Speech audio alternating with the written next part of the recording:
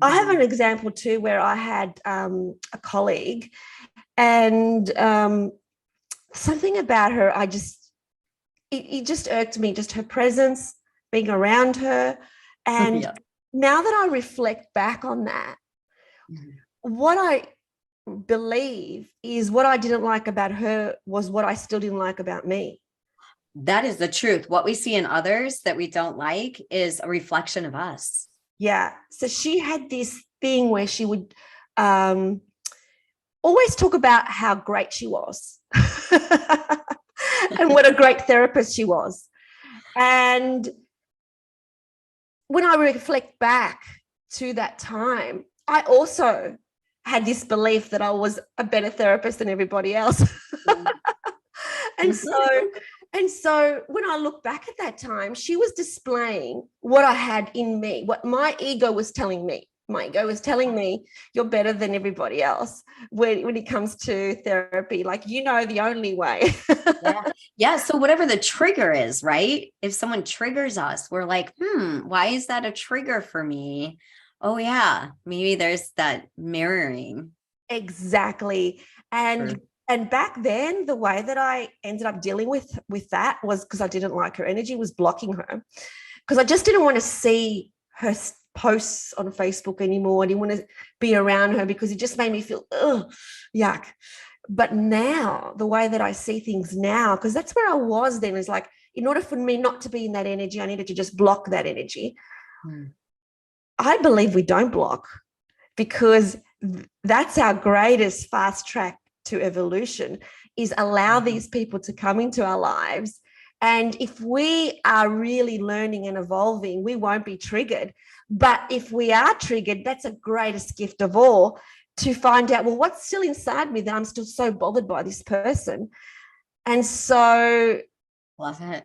don't block, grow, let's grow with the experience. Accept it, breathe it in. Yeah. Right. Yeah, exactly. So interesting. The other thing I realized, I'm taking this emotional intelligence course, and actually I'm training right now. I was coaching it. And what I realized and what came up for me is, even though I work really, really hard at being non-judgmental, we as humans, our ego minds are judgmental. I don't care who you are, unless maybe you're Jesus or Gandhi or Buddha. And I even think they probably struggled with it because they had the human ego. And it's typical for us to immediately judge. And the important part is that we step back away from it and we say, there's no judgment here. Like, we don't get to judge. We're not the ones to judge. But it does come up, right? And then you have to step away from it and be like, no, I love these people. I love I love who they are. And how do I see them in a really loving way? Because it always happens, right? It just sometimes it's working through it where it's not as long as being a judgmental with everyone. Yeah, it always happens because it's part of the human ego, and it's part of this whole belief in separation, that I am separate to you and I need to protect my identity, and I need to know where my identity fits in the social hierarchy. So I'm either less than or better than someone else, because we're in a hierarchy. That's what the ego believes. But we know that that's not the case. But also, I think it's important that when we see ourselves judging, that we actually be okay with the fact that we did, in the sense that don't judge ourselves for judging. Because then that's the spiritual ego. The spiritual ego comes in through the back door, and will always use spirituality to have a once up and say, you see, you're still judging. Don't judge. That's not very enlightened of you. And on top of that, what I realize is people that judge others, more the judgmental, they're very judgmental about themselves. Totally. So it's an inner reflection, right? They don't feel good enough. Yeah. When I used to see weight loss clients, and I had, a lot of very large women, they were the ones that were the most judgmental about body image. And how can that person wear, those clothes when you can clearly see they shouldn't be wearing them, Totally. But the real superpower is in seeing the judgment, because we can, the first stage is we're unconscious to it. We're judging. We don't know we're judging. We just think it's the truth. But the next stage is, hey, I'm judging. And therefore, when you see that you're actually judging that person, is to be aware of it. When you're aware of it, it's going to dissolve. Yeah. But without judging yourself for judging. Right. Yeah. Don't judge yourself. Say, I'm human. I do have a human ego. And in that moment, isn't that funny how I judge that person when I know we're all the same? When I know we all come from the same God spark, when I know that that person's soul and my soul is all connected into the universe, but I still judged.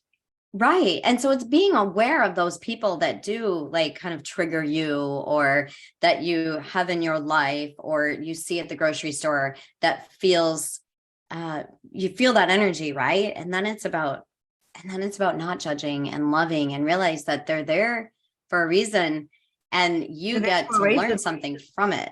And even with relationships, with people who are in relationships, say with a narcissist, and it's like, I heard this conversation recently. He made me feel really bad about myself. Well, he can't make you feel bad about yourself, no matter how he treated you, because you felt that about yourself in order to allow another human to treat you that way. So this person has given you a gift, because now maybe you're going to consider self-worth.